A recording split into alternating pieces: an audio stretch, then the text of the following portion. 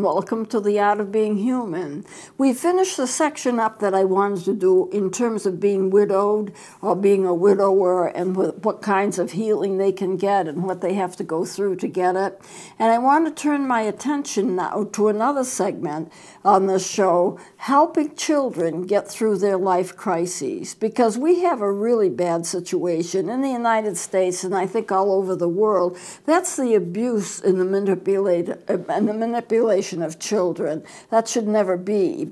And I don't want to overload you with a lot of information because a lot of it would be similar to what I've taught before in terms of suicidology and helping people gain their strength and all of this. But children are a special segment. They do not have the strength to fight it on their own. Many of them are being abused. Sometimes the parents don't even know they're being abusive because the parents have been abused too. But they do go through a lot, and children need to have special help with this. So I want to just do a special segment, probably 2 or 3 sessions, maybe no longer than that, in terms of helping children through their life crises. It's going to be similar to other things that I've said as I've gone through various things in this program, but at the same time they deserve special attention because children are weak. Now in many ways they're strong, but children are weak. They cannot help themselves in a way that an adult can. You know, if somebody's bothering me and they keep pestering me and they want to be manipulative or they want to be abusive or they want to say things that are nasty, I can always tell them to buzz off. You know, I can always say, I'm not going to get into this. There are people who deliberately want to start arguments with me, and I'm not just talking about myself, other people as well. And I can just simply say, I'm not getting into it. I'm not discussing that. I have my opinion. This is my opinion. If you like it, fine. If you don't, fine. You're a human being. You can do what you want with the information I give you. But when it comes to children, they can't fight the manipulation. They can't fight it at all. They don't know how. They're too young. They don't understand it. And a lot of times when something happens to a child, if it's abusive or not, they assume it's their fault. You know, I've talked to numerous children who have had some kinds of abuse in their family structure, and they all say the same thing. It's my fault. I'm the one that did it wrong. I'm the one that's to blame. And as long as they feel that they're to blame, they're going to carry a load of guilt that they don't need to carry. Nobody who's abused is at fault. I tell everybody, both adults and children, if you've been abused, it's not your fault. It's a power thing. Somebody had power over you, wanted power over you, made it impossible for you to fight back. And they got the power, and that's what it was. It has nothing to do with having a relationship. It has to do with who's got the power in the relationship, if there's a relationship at all. But children will always feel guilty. Children will always blame themselves, and they carry that guilt into adulthood. I've talked to several adults, many adults, who have been abused in the past, and they all say the same thing.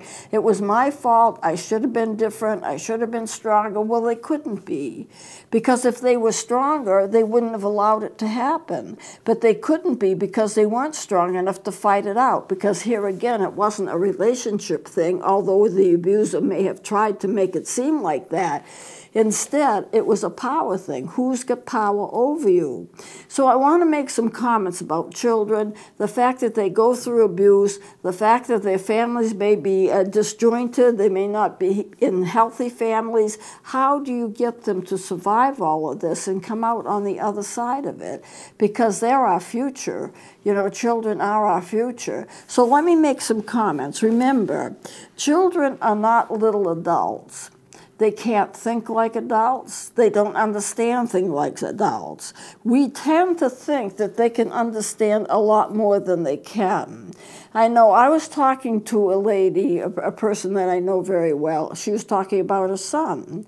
Her son was getting to be 11, 12 years old, just going into the teenage years. And he's a really good kid. He's never been in any trouble. But lately he was making some decisions that she didn't understand. It's like he lost his common sense.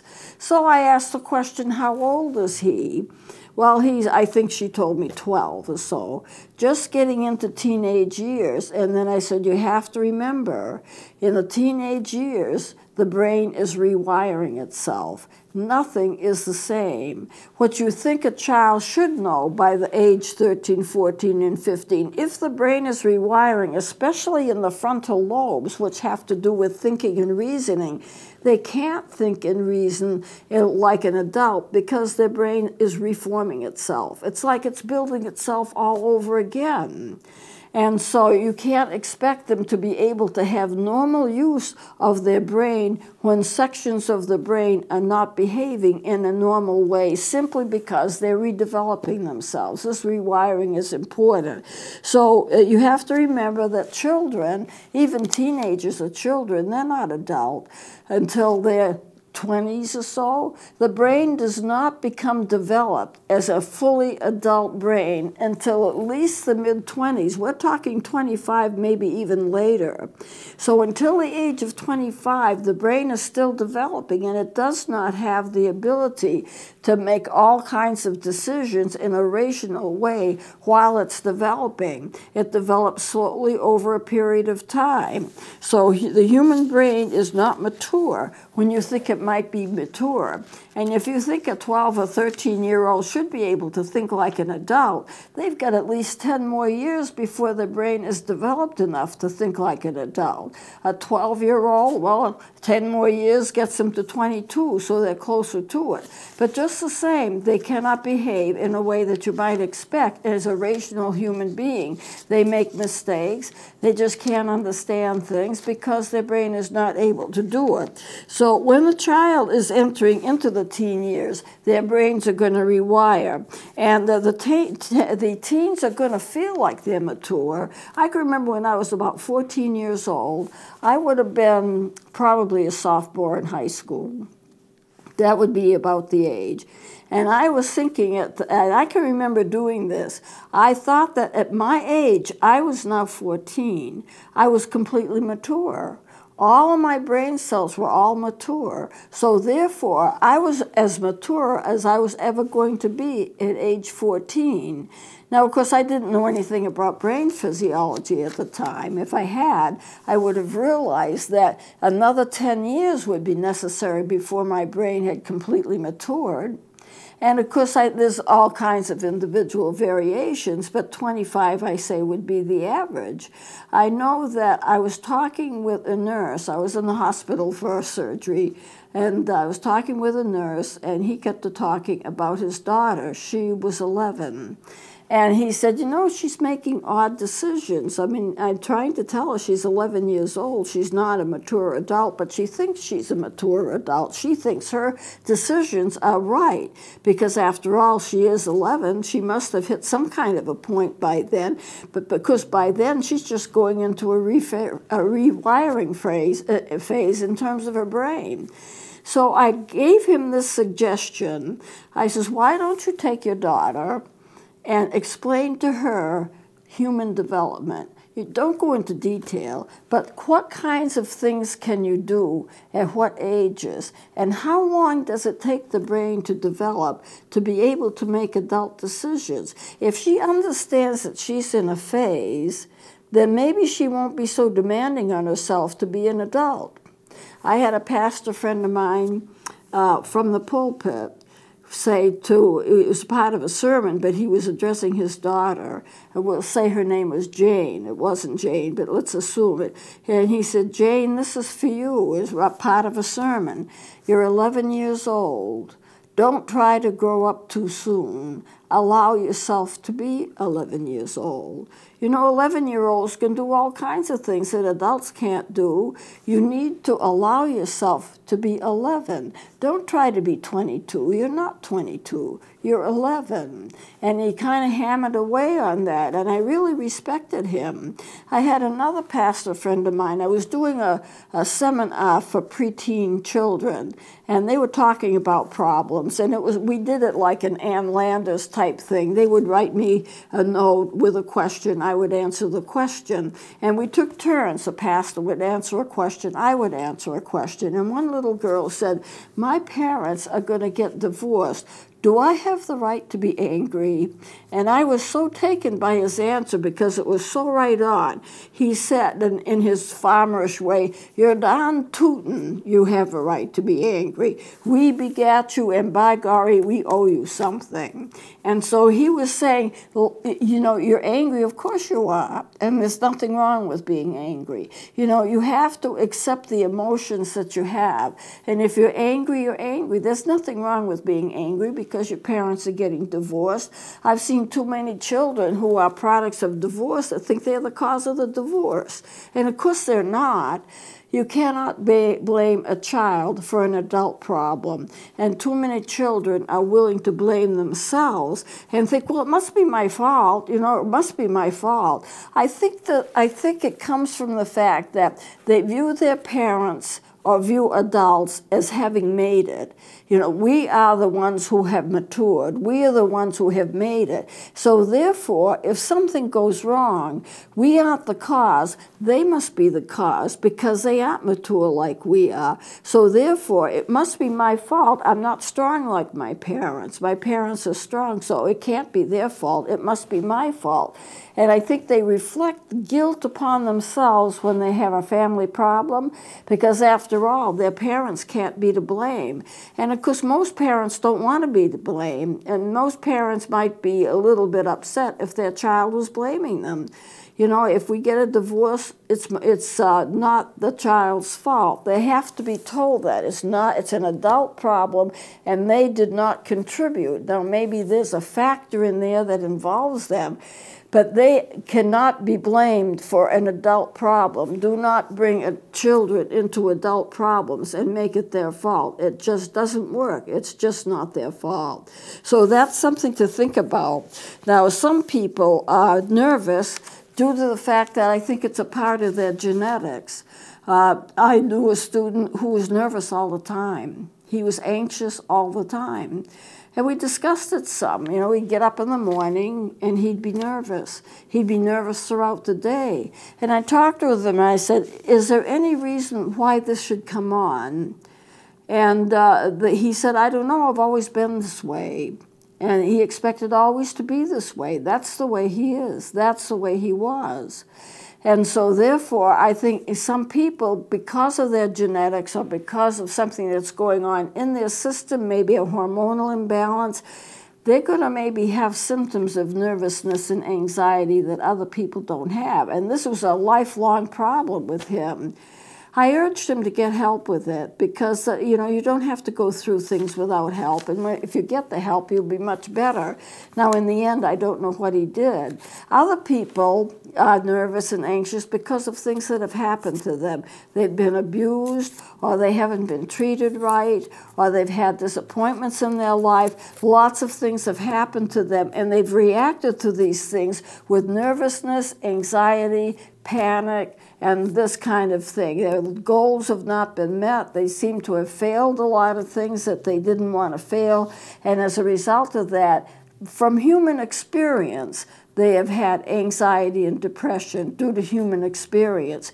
Others, I think, it still may be a hormonal basis. There may be something wrong in their system that needs to have help. So people can be abused, or they can have difficulties due to things that have happened to them.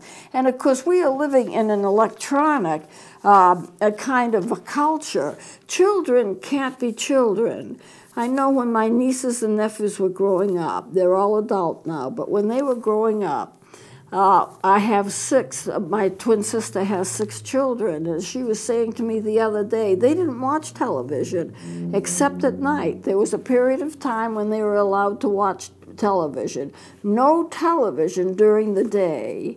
They were out playing and riding their bikes and doing physical things, healthy things that children should do, not sitting in front of a TV, sitting in front of a tablet, looking at electronic things, and that's their whole life. You really see children outside playing anymore during the summer. They're all huddled around looking at their tablets, and I think they're missing something. I think our culture is missing something when we try to make children more adult than they need to be, I know one of my little nephews came home. He was probably in the 4th grade, and I was babysitting as for him and his brothers and sisters. And one of his teachers had talked to him about homosexuality, and he didn't understand it at all. Well, why would he? You know? So he was just sitting there, and he said, well, our teacher talked about something, and he used a word. I knew what he meant, but it wasn't the word that he intended to use. And he just had no understanding of what it was. And why are people like that? Well, my question would be, why would you teach a 9-year-old about homosexuality? A perfectly healthy, normal 9-year-old does not have to know everything that goes on with adult human relationships if it has nothing to do with him. You know, he had brothers and sisters. He was playing with his brothers and sisters. He had a good, healthy life. Why bother him with that? We have, in this society, tried to make children adults.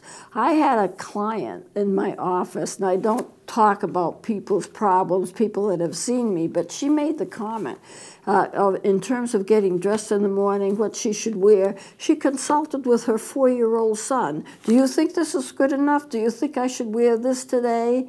How about this? You know, he's 4. She's the adult, and she's relying upon him to give her advice. But what's the sense of that? And so I said, why would you depend upon a 4-year-old to give you advice? A 4-year-old has got to be busy being a 4-year-old, you know, doing 4-year-old things, thinking 4-year-old thoughts. If you want to understand children, you have to get on their level and think as much as you can from where they're at. And a 4-year-old isn't at an adult level, and he shouldn't be giving advice, nor should she be taking advice. Well, she thought about that, and then it made some sense to her that maybe, you know, depending upon a 4-year-old for advice might not be the right thing to do. And it isn't the right thing to do. And my thing is, let a child be a child. Let them grow healthy and normal like a child. They will grow by certain stages. At certain years, they can do certain things, and on it goes like that. But to try to force them into a society that's way above them, unhealthy, unhealthy, unhealthy. It should never be. So you have to work with children as innocent as they are. Now, it is, as I said before, children will develop over a period of time, certain stages at certain years, and it's going to have to be that way because all children all over the world are going to develop the same way. At 3 months, they're going to be able to do certain things. At 6 months, they're going to be able to do certain things. At a year, they're going to be able to do certain things. And so, and that's the way it is all over the world. We shouldn't be changing it by giving them too much electronics. We should allow them to be children. So what I want to do now, I think we have time to do this. This is the way that children grow for the first, say, 3 or 4 years of the development, what they are actually able to do. I'm just going to kind of read this down, what children can do at certain ages. Now, by the end, and starting at about 7 months, by the end of 7 months, many children can turn their heads when their name is called, smile back at another person, respond to sound with sounds of their own, enjoy social plays such as peekaboo and things like that. That's 7 months. That's before a year. By the end of 1 year, which is 12 months, many children can use simple gestures like waving bye-bye and kind of communicating people by using their hands, making sounds such as ma and da, imitating actions that they play, like clapping when you clap, imitating what you do, and responding when you say no. By the end of 1.5 years, we're talking about 18 months, many children can do simple pretend play games like talk on a toy telephone or something like that, point to interesting objects, look at objects when you point and tell them to look at something. They can respond and look at what you're pointing to, and use several single words unprompted, just single words. This would be typical of 18 months. By the end of 2 years, 24 months, many children can use 2 to 4 word phrases, follow simple instructions, become more interested in other children, point to an object or a picture when it's named.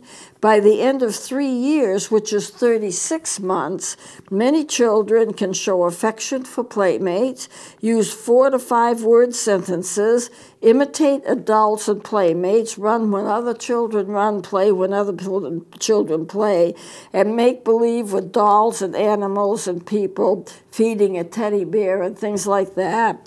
By the end of 4 years, which would be 48 months, many children can use 5 to 6 word sentences, follow 3-step commands like comb your hair or get dressed or something like that. They can follow that, washing his face, and they can cooperate with other children. This would be normal through the 4 years, the first 4 years, but nothing that's electronic, nothing in which they are sitting in front of a TV all day. This is just normal, natural growth. Now, I have, in terms of studying autism, children who are autistic, they should not watch television at all. So I've read in my research, the reason is the brain gets hooked on it and it changes the development of the brain. They should not be watching television. I've read also that children under 2 years should not watch television because it does the same thing. The brain responds to those fast images and that changes the development of the brain. The less television that they have, the better off they are during their formative years. Most people feel that the child's personality is laid down to a certain extent by age 5, and that may be true. But you need to let them grow and develop normally. So what I'm going to do, we don't have much time, I'm going to be focusing on ages 6 through adolescence. This is when a lot of the abuse occurs, and I want to focus on how to know and help a child in crisis. And how would you know if they're in crisis? Because the thing is, even if they're being abused, that doesn't mean they're going to tell you. They may be ashamed of it. They may feel they should be able to stop it. They may think it's normal behavior. They may not even have an understanding that the abuse has occurred. And so therefore, we want to focus on those early childhood years, not so much the really young, but from 6 to adolescence. How do you know that your child is being hurt or abused? How do you help them out of it? What do you do? So we're going to close it here, and we're going to continue with this next time. Please join me then.